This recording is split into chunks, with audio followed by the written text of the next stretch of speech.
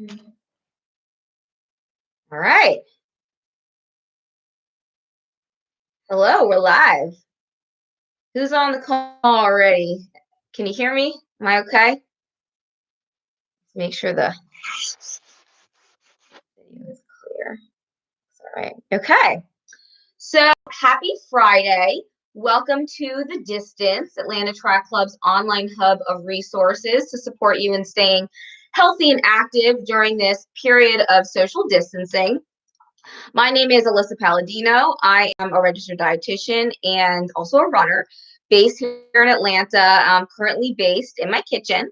And this is the fourth episode in this weekly nutrition series in which we've been covering a whole variety of nutrition topics that are relevant to runners and walkers and active people, specifically focusing on how to best navigate healthy eating in the context of coronavirus.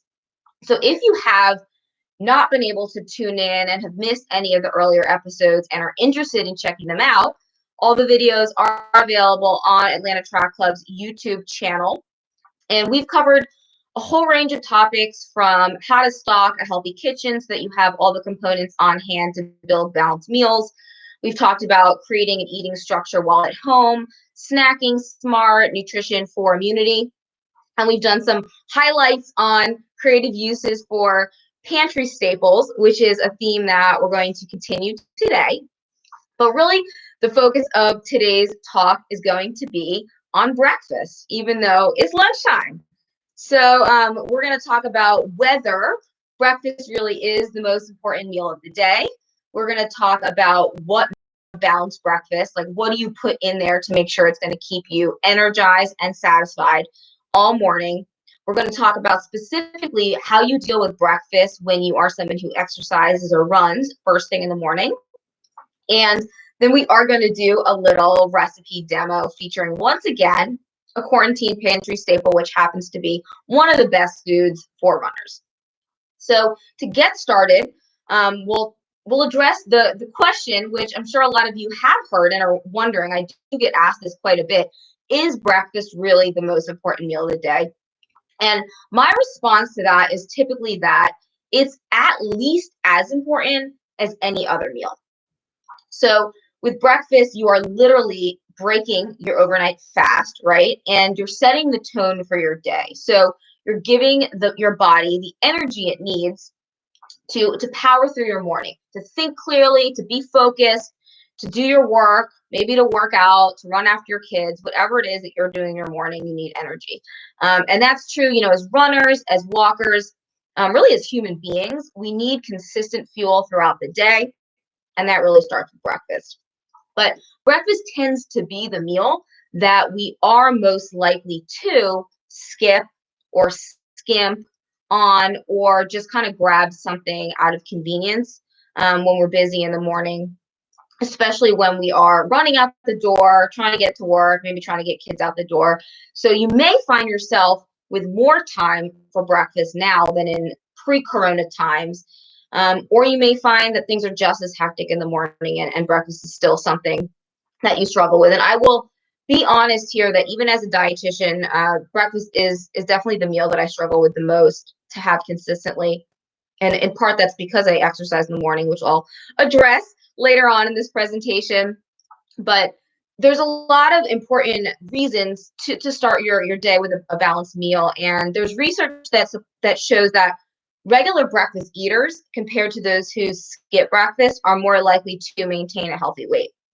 Now, that is correlation, not causation. So I'm not saying that eating breakfast is going to help you lose weight, but it does suggest that eating breakfast is just one of many healthy habits that help you achieve a healthy weight and also contribute to an overall healthy lifestyle. So it's certainly a goal worth working on, worth pursuing if you're like me and like many others and you struggle with that morning meal.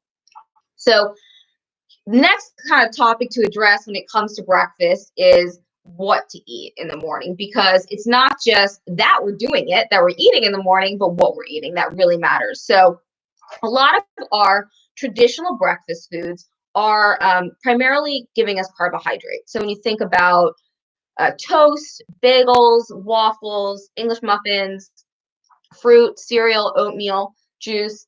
These are carbohydrate-rich foods, and they're going to give us energy. But if that's all we're eating in the morning, we may find we have kind of a spike in energy that kind of dips pretty shortly after, and we're hungry again.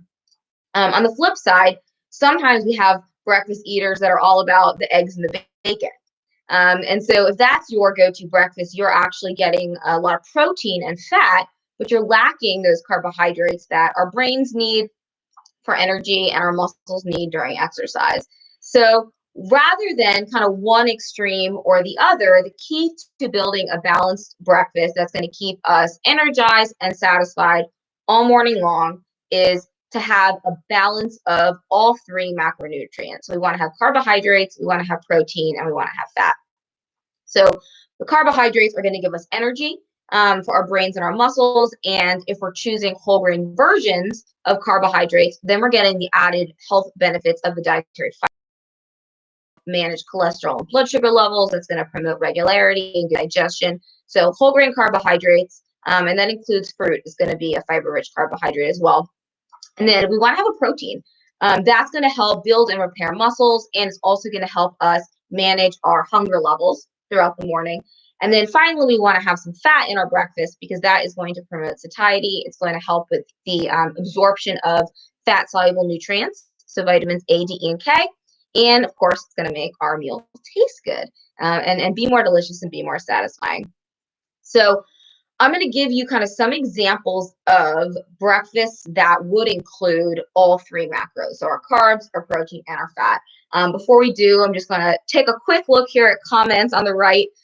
David says he is guilty, protein shake and pumpkin seed person. All right, so that's a great example of we've got your protein from your protein shake, and we've got our healthy fat with a little bit of fiber from the pumpkin seeds, but that is certainly lacking the carbohydrate. And so you're not giving your brain kind of the fuel it needs to really focus on whatever it is you're doing for work in the morning. And if you're someone who's trying to run or exercise in the morning, you're certainly going to benefit from those carbohydrates. So if that was your breakfast, like if you were like David and you're having a protein shake and some nuts or seeds, you need to add the carbohydrates. So even just adding a piece of fruit to that scenario would be a step in the right direction. So grabbing a banana, grabbing an apple, grabbing a cup of grapes or a peach or cherries now that we're getting into summer season.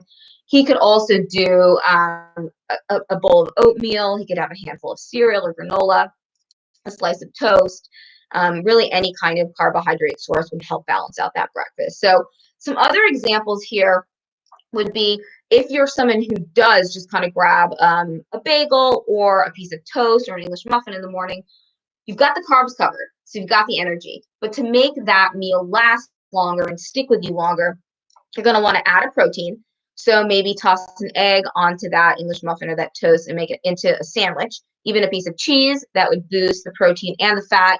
And you could add some sliced avocado for additional heart-healthy fats. So going from your toast or English muffin, your bagel, add the egg, add the cheese, add the avocado, much more of a balanced meal. On the flip side, if you're already doing the egg and you need to add the carbohydrate, you could scramble the eggs and put them into a tortilla. Again, throw them onto an English muffin, bonus points for whole wheat. You could have some roasted potatoes or hash browns with the egg, or you could even add like corn and beans and kind of go with a Mexican flavor profile there.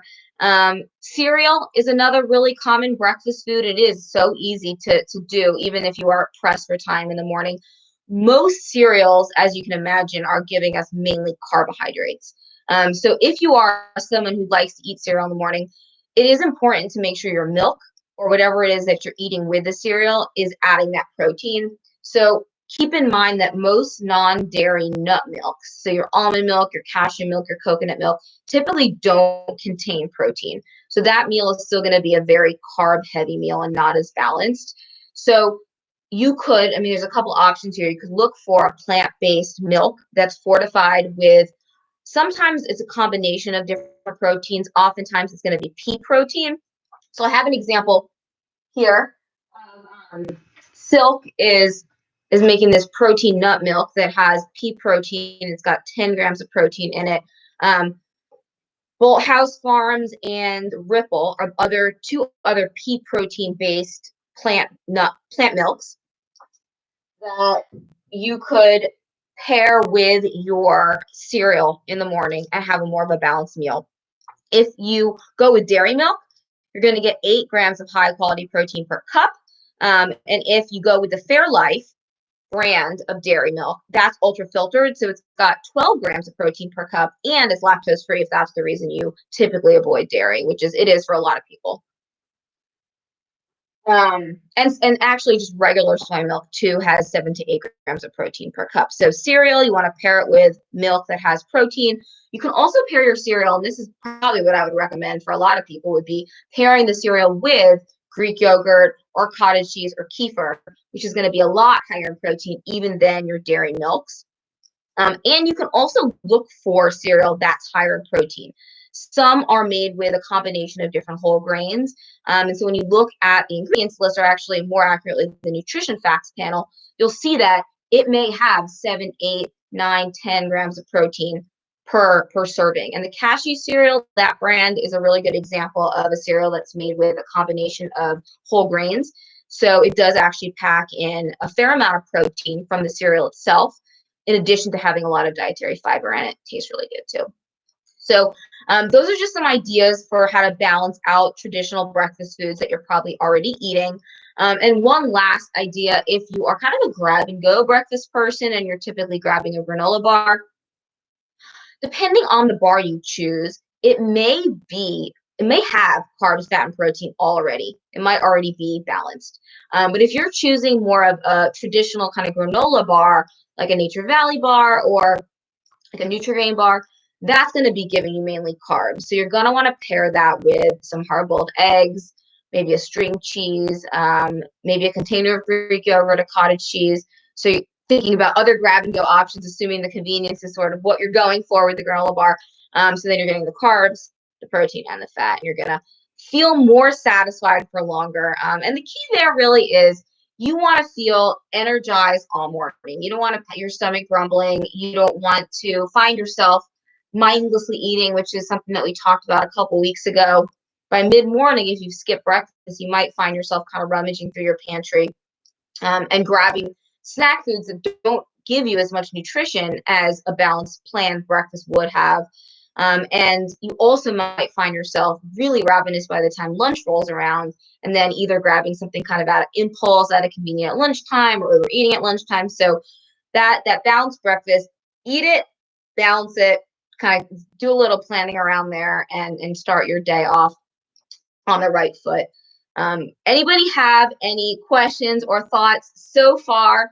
Anyone want to share their kind of go-to breakfasts that are really working for them or that they love to eat? Nobody wants to say anything. That's okay. So actually, if anyone watched last week, I demoed a smoothie that was featuring foods rich in immune supporting nutrients, so vitamins and minerals, antioxidants, pre and probiotics. That smoothie recipe would be a really good example too of a balanced breakfast, because it had banana and frozen berries for the carbohydrate. It had protein from the Greek yogurt. And it had some fat because we added peanut butter. So if you go back and look at that video from last week, that's another balanced breakfast idea for you. And I will be demoing one more recipe that is kind of something I love recommending to clients, and it's usually a hit. It's a great use of a pantry staple, like I mentioned. But before I do that, I want to dive into a little bit what to do about breakfast if you are someone who runs or does any kind of exercise early in the morning. So that is me, and that is a lot of my runner clients, and it is a struggle. So, we may not wake up with much of an appetite. We may not want to exercise with a full stomach. And so if we're getting up at the crack of dawn and trying to fit in a workout, it is kind of a conundrum. Should I eat before? Should I not eat before? If I do, what should I eat to avoid GI distress, but still have the energy you need for your workout? And it is really important to fuel before a workout, especially if you're doing something that's like a longer duration, so an endurance run or bike ride, or if you're doing any kind of high intensity interval training, like the plyometrics, or like the Jenny's class that she led this morning, those kind of high intensity interval training, when you're going all out, your body needs some fuel to burn. And if you're doing strength training, if you're really focused on building muscle mass, you also want to go into that workout fueled, because you want to have, again, fuel to burn so that you're not breaking down your muscle when you're working out, when the goal is to build muscle. Looking at some comments here. Carol says she can't wait to hear about pre-run breakfast. Yes, I know she's a very early morning runner, and someone who, like many of us, kind of struggles to figure out what is best to eat. And then David says, is there a right time to drink coffee or tea during or after breakfast to maintain proper energy level? That's a great question. I'm probably not going to get too much into fluids today. Maybe I'll do another presentation on that. But coffee and tea are both things that we do enjoy with breakfast, or after breakfast, or before breakfast. I don't think there's really a best time. Some people would say to drink with your meals. Others would say to never drink with your meals. So I don't really think there is one answer to that. I think that's going to be pretty individual. There is evidence that coffee and just caffeine in general can improve endurance and speed, and delay fatigue, and lower the perceived exertion during running specifically, and cycling too, I think. So if you're someone who enjoys coffee before a run and it doesn't cause you GI distress, it's certainly something that you can do, and that there's even some evidence behind. But as far as what to eat before a workout, again, it is a good idea to give your body some fuel. If you are doing like a short and low intensity jog, or going for a stroll, or maybe doing some kind of maybe less than 30 minutes, a yoga class, a Pilates class, and you want to go without fuel, it's not the end of the world. Drink some water, drink some coffee, refuel as soon as you can afterwards. But if you're going out for a run or a bike ride, or doing like an intense workout, 30 minutes, 45 minutes, hour plus, definitely good to give your body some fuel. You're going to have better endurance. You're going to be able to work out at a higher capacity and prevent your body from breaking down muscle, which is more of a concern after that 60-minute point.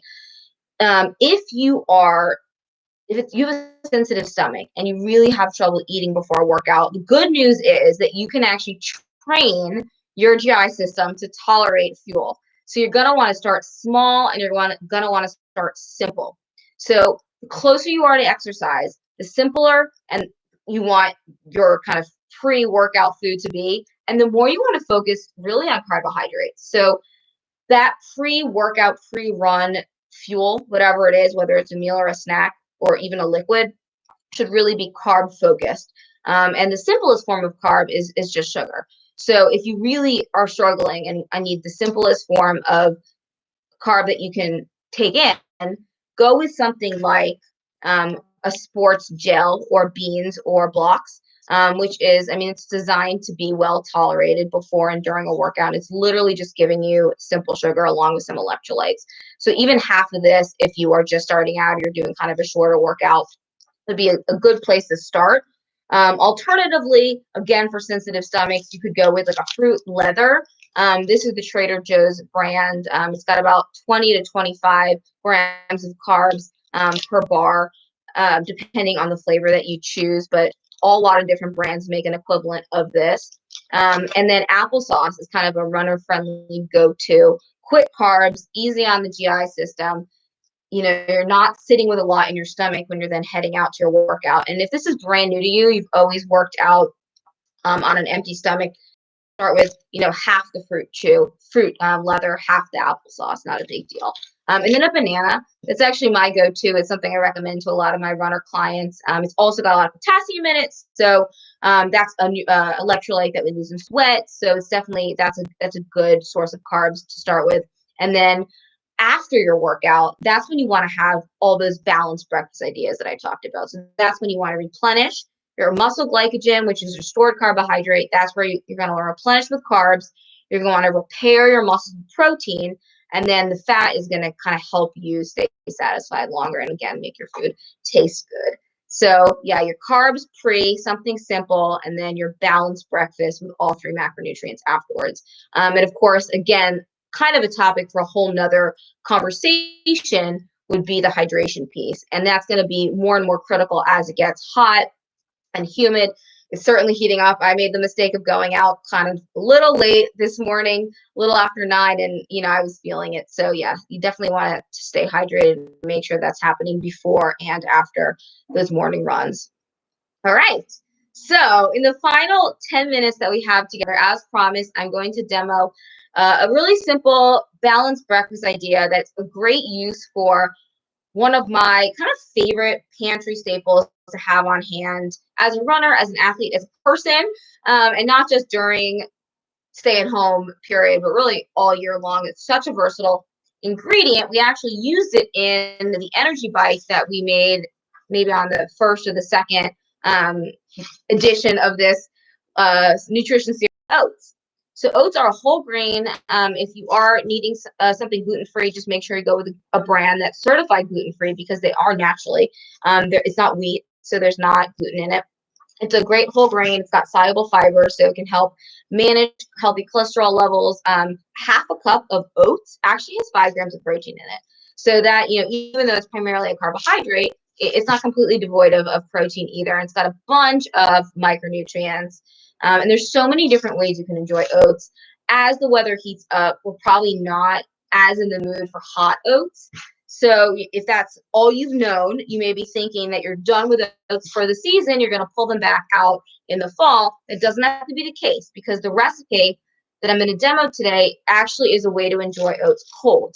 And it's also a way that's going to balance the carbohydrate with protein and fat. And this is overnight oats.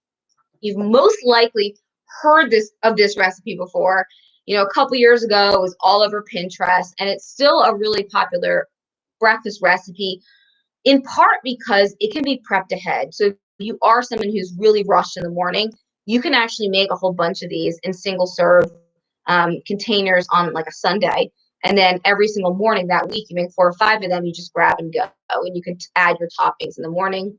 You can also multiply the recipe that I'm going to show today. If you are feeding a whole family, or you just kind of want a big batch to last for the week, you definitely can do that. So I'll walk you through a single serving. You can use, it's typically shown in like a mason jar, but really any Tupperware works. And when I make these for myself, I actually do use Tupperware, not mason jars, because this is not enough for me. This is maybe kind of like a mini breakfast, or like a size for a child or someone who's maybe not running in the morning. But you usually see it in a mason jar. So I'm going to show it in a mason jar. So the first ingredient is going to be your oats. And you can use anywhere between 1/3 of a cup, 1/2 a cup, 2/3 of a cup. Your needs are going to be different depending on your age, your gender, how active you are, how tall you are, all that good stuff. So oats. Then we're going to add milk. So this is actually a non-dairy cashew milk that doesn't have protein. If you want to bump up the protein with your milk, you could use, again, your soy, your dairy, your plant-based pea protein milks. I just like using cashew milk in overnight oats or almond milk, because it isn't actually the protein source in this recipe. For that, we've got our good old Greek yogurt. I don't feel like I talk about Greek yogurt every single week, with good reason. It's a great source of protein. It's a great source of calcium. It's a great source of probiotics, that good bacteria for a healthy gut, which is what we talked about last week. So far we've got oats, milk, Greek yogurt. Next, we're going to add chia seeds. These aren't necessary. They are adding heart-healthy omega-3 fats, as well as a little bit of extra fiber and protein and zinc and some other good stuff. The reason I really like them in overnight oats is because they absorb all the liquid. So it gets you a nice kind of thick, hearty texture to your oats. So I'll put those in, and I'll talk a little bit more about kind of proportions after I've got all 5 of my ingredients in. And the final ingredient is going to be your sweetener. So you can use honey, you can use maple syrup, You could use agave. If you want to go sugar-free, you could use stevia or really any kind of artificial sweetener. You don't have to add a sweetener, especially if you're going to top it with dried fruit or fresh fruit, or you maybe add some cinnamon or some vanilla and you don't actually need an actual source of sweetness. Go for it. But personally, I like a little bit of sweetness. So this is maple syrup. All right. So 5 base ingredients, that's all you need. And then you are going to add your top. And as you can see, you could make 4 or 5 of these, like I said, on a Sunday, put them in your fridge, and then kind of shake it up, stir it up, grab and go in the morning. And in the morning, you could add nuts, you could add nut butter for some more healthy fat and flavor. You could add fresh fruit, frozen fruit, dried fruit. You could add cocoa powder, you could add chocolate chips, you could add banana slices, apples. I mean, really, there's endless varieties of this. If you've got kids at home, make a big batch of this as opposed to an individual portion, and then have each of your kids gets to select what they add. So they're getting involved, they're getting a handle on it, a little bit of ownership over their food choices, which is super important in getting kids excited about healthy eating. And if you're just someone who likes variety and you've made 4 or 5 base recipes each morning, you could top it with something different. So you never get bored, but you have that balanced base that you need. So again, the carbs are coming from the oats, and it's a whole grain, so you're getting fiber. The protein is coming from the Greek yogurt. The milk in this case was just kind of adding liquid, and it is enhanced with some vitamins and minerals, the cashew milk. The chia seeds are adding healthy fat, and the maple syrup or honey is just adding sweetener. I typically use equal amounts, oats, yogurt, and milk. So if I'm doing 1/3 of a cup of oats, 1/3 of the cup of yogurt, 1/3 of a cup of milk, or half, half, half.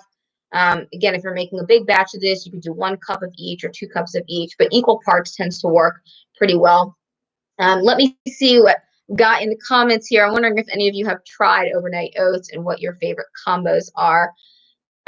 Mike Gerber, hi Mike. I'm a fan of the half roll before a long run or race. Instead of a full breakfast, I'll have half yogurt, half bagel, half banana. Ooh, Mike's a really good runner, so listen to him. Yeah, no, that's a good idea, is that he's getting carbohydrates from the bagel and the banana and a little bit of protein from that half of the yogurt.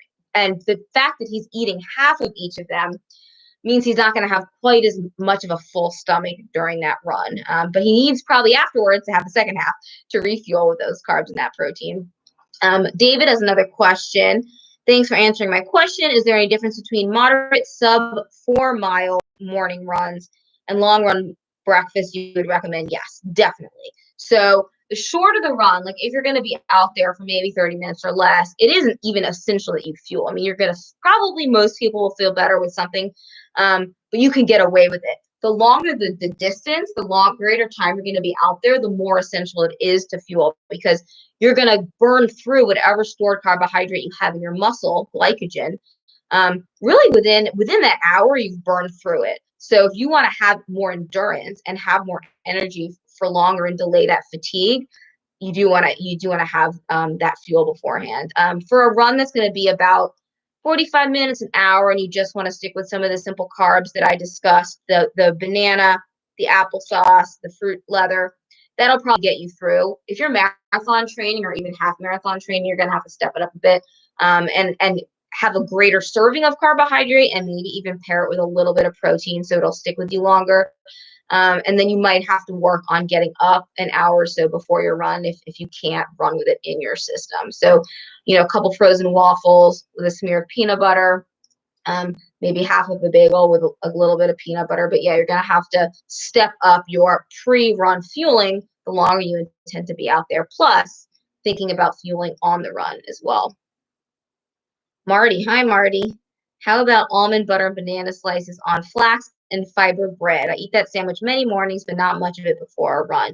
So that's a great example. It sounds delicious, by the way. That's a great example of you're getting carbohydrates from the bread primarily, but because it's flax, it might have some other nuts and seeds in it. It's probably giving you some fiber and some protein compared to like a plain piece of white bread.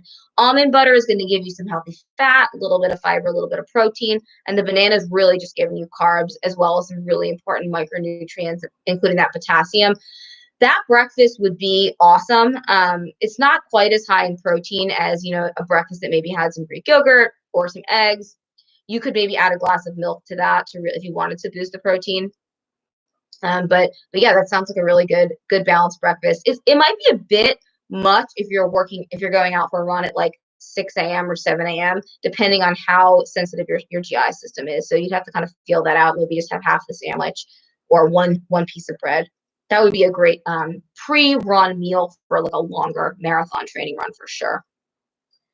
It's a great question though. And I always say this, but pre-run fueling is very, very individual. So you got to experiment and figure out what's going to work best for you.